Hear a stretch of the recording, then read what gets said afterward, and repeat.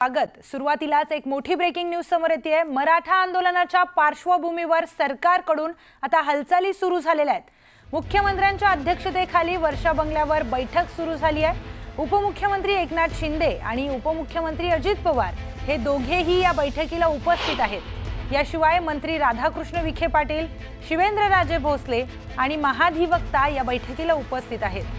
राज्य सरकारकडून कायदेशीर सल्लामसलतीसाठी खलबत सुरू झालेली आहे। जरांगेंना आज सरकारकडून प्रस्ताव देखील जाण्याची शक्यता वर्तवण्यात येते। तर मराठा आरक्षणासाठीचा मनोज जरांगे यांच्या आरक्षणाचा आज चौथा दिवस आहे। आज त्यांनी पाणी घेण्यासही नकार दिलेला आहे। त्याचबरोबर एकीकडे आपण बघतोय सरकारकडून खलबत सुरू झालेली आहेत। कशा पद्धतीने जरांगेंना आज प्रस्ताव सरकारकडून जाण्याची देखील शक्यता वर्तवण्यात येते।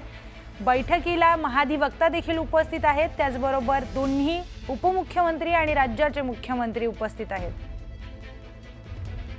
या संदर्भातली अधिकची आणि सविस्तर माहिती जाणून घेऊयात आपले प्रतिनिधी राहुल जोरी यांच्याकडून। राहुल, आता तिसरी ही बैठक आहे, यामध्ये दोन्ही उपमुख्यमंत्री देखील उपस्थित आहेत। काय महत्त्वाची बातमी?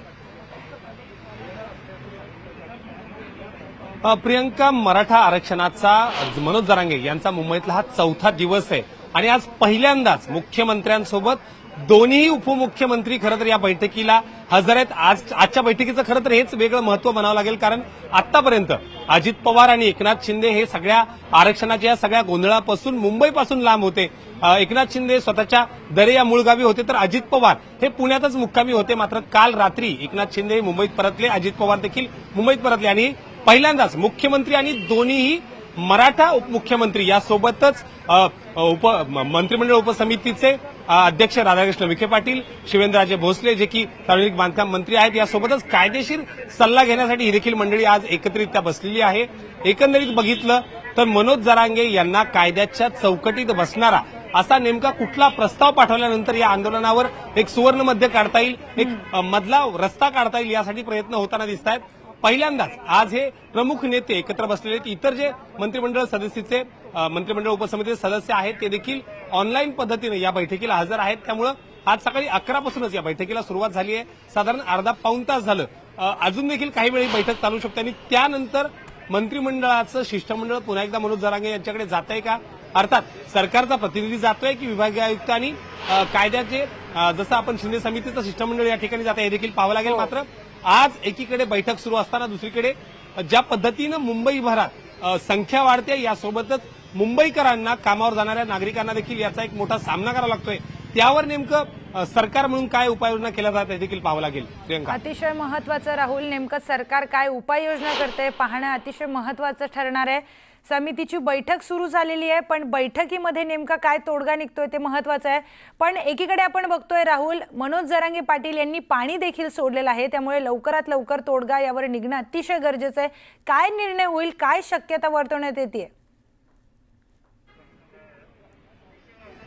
वारंवार ज्या पद्धतीनं आज ज्या बैठकीमधल्या अंतर्गत सूत्रांकडून ज्या पद्धतीनं कळतंय की मधला रस्ता म्हणजे तात्पुरतं मराठवाड्यापुरतं जी एक मोठी मागणी मराठवाड्या संदर्भात आहे, खास करून धाराशिव, परभणी, नांदेड, बीड, जालना आणि या सगळ्या पट्ट्यामध्ये एक गरीब मराठा म्हणून ज्याकडे मोठ्या संख्येनं पाहिलं जातं, यदाकदाचित आंदोलनांमध्ये सगळ्यात मोठी संख्या देखील त्यांचीच जास्त आहे आणि त्यामुळं त्यांना याबाबत काही खुलासा किंवा तात्पुरता दिलासा देण्यात येतोय का आणि इथल्या मराठ्यांसाठी सरकार थोडंसं शिथिल होत कायद्याच्या चौकटीत, परत मी उल्लेख करतोय की कायद्याच्या चौकटीत बसणाराच मुद्दा घेऊन जरांगेकडे प्रस्ताव जाईल। कारण जर आता फक्त देखलेपणा केला किंवा फक्त घोषणा केली आणि जर ते कोर्टात टिकलं नाही तर त्याचे दूरगामी परिणाम या सगळ्या समाजावर होतील। यासोबतच एक फसवल्याची भावना या निमित्तानं सरकारच्या विरोधात जाऊ शकते आणि त्यामुळं कायद्याच्या चौकटीत बसणाराच मुद्दा हा मनोज जरांगे यांच्याकडे प्रस्ताव रूपी जाईल। अगदी अतिशय महत्त्वाचं, कायद्याच्या चौकटीत बसणारं असं आरक्षण देणं अतिशय गरजेचं आहे। नुसतंच आश्वासन देऊन काय होणार नाहीये। राहुल, धन्यवाद आपण दिलेल्या सविस्तर माहितीसाठी। तर बैठक ही सुरू आहे आणि या बैठकीमध्ये मुख्यमंत्री त्याचबरोबर दोन्हीही उपमुख्यमंत्री आलेले आहेत। खरं तर सुरुवातीला दोन्ही उपमुख्यमंत्री हे मुंबईच्या बाहेर गेलेले होते, पण आज दोन्ही हजर आहेत या बैठकीला। बैठकीमध्ये काय महत्त्वाचा निर्णय होतो पाहणं महत्त्वाचं आहे। मराठा आंदोलनाच्या पार्श्वभूमीवर आता सरकारकडून हालचाली सुरू झालेल्या आहेत। त्यामध्येच आता मुख्यमंत्र्यांच्या अध्यक्षतेखाली वर्षा बंगल्यावर ही बैठक सुरू झाली आहे, त्याचीच ही दृश्य आपण बघतोय।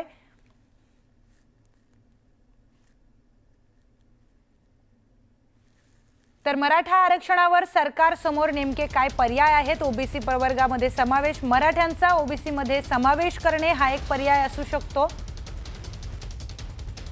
दुसरं म्हणजे ओबीसींना 27% आरक्षण देणे। मनोज जरांगे पाटलांची ही प्रमुख मागणी आहे। कायदेशीर सामाजिक दृष्ट्या वादाची शक्यता होऊ शकते। आव्हानं काय आहेत ते बघतोय आपण। दुसरं आव्हान, मराठा समाज पूर्वीपासून सामाजिक दृष्ट्या प्रबळ आहे। तिसरं आव्हान, इतर ओबीसी समुदायांचा मराठ्यांच्या समावेशाला विरोध।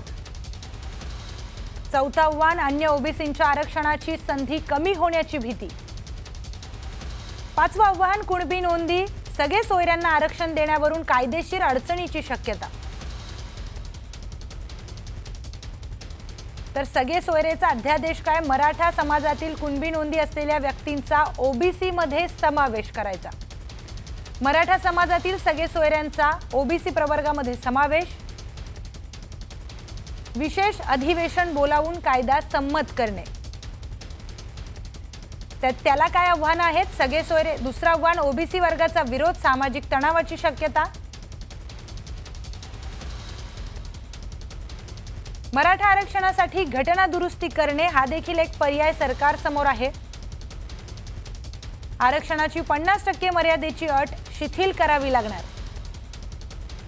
घटना दुरुस्तीसाठी संसदेमध्ये 2/3 बहुमत आवश्यक आहे, हे पहिलं आव्हान। दुसरं आव्हान, घटना दुरुस्तीसाठी राजकीय एकमत आवश्यक आहे।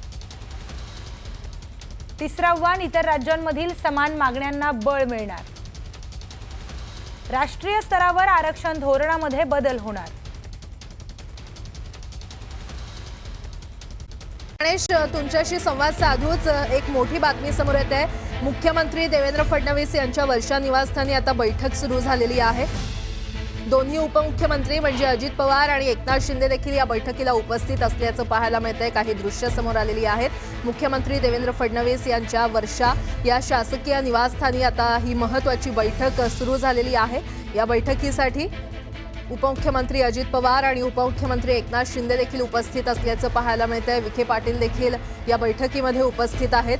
त्यामुळे आता या बैठकीमध्ये नेमकं काय चर्चा होते हे पाहणं महत्त्वाचं ठरणार आहे। सध्या मुख्यमंत्री देवेंद्र फडणवीस यांच्या उपस्थितीमध्ये ही बैठक सुरू झालेली आहे। राधाकृष्ण विखे पाटील देखील या बैठकीला उपस्थित आहेत। उपमुख्यमंत्री एकनाथ शिंदे आणि अजित पवार देखील आता या बैठकीसाठी पोहोचलेले आहेत। राज्य सरकारकडून आता या बैठकीत नेमकी काय खलबतं होतात हे पाहणं महत्त्वाचं ठरणार आहे। मराठा आंदोलनाच्या पार्श्वभूमीवर सरकारच्या आता हालचाली सुरू झालेल्या आहेत। मुख्यमंत्र्यांच्या अध्यक्षतेखाली वर्षा बंगल्यावर ही बैठक सुरू झालेली आहे। राधाकृष्ण विखे पाटील आणि महाधिवक्ते देखील या बैठकीला उपस्थित आहेत।